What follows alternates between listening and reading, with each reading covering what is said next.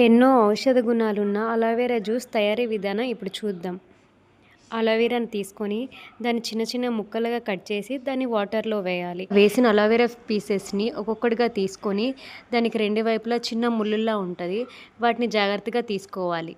అది తీసిన తర్వాత కింద పైన వాటి పెచ్చులను తీసేసి నీట్గా పెట్టుకోవాలి. ఎన్నో ఔషధ గుణాలున్న ఈ అలోవెరా జ్యూస్ డయాబెటిక్ వాళ్ళకి, వెయిట్ లాస్ అవ్వాలనుకున్న వాళ్ళకి ది బెస్ట్ డ్రింక్. ఈ అలోవెరా జ్యూస్ని ఎవ్రీ మార్నింగ్ పరగడుపునే తాగితే హైడ్రేటెడ్గా ఉంచుతుంది, మలబద్ధకాన్ని నివారిస్తుంది, అలాగే చక్కెర స్థాయిలను కూడా తగ్గిస్తుంది. ఈ అలోవెరా జ్యూస్లో విటమిన్ సి ఉంటుంది.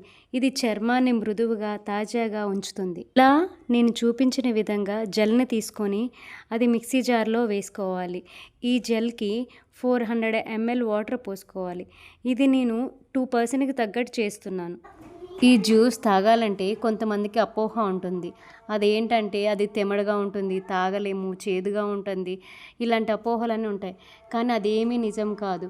మనం పెచ్చులన్నీ నీట్గా తీసుకొని ఒక్క వైట్ కలర్ జెల్ మాత్రమే తీసుకొని మిక్సీ వేసుకున్నాక అది వాటర్ కన్సిస్టెన్సీలోకి వచ్చేస్తుంది.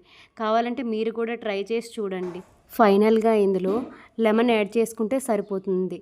ఎంతో ఆరోగ్యకరమైన అలోవెరా జ్యూస్ రెడీ. ఈ వీడియో మీకు నిజంగా హెల్ప్ఫుల్గా అనిపిస్తే please like and subscribe to my channel for more videos. Thank you.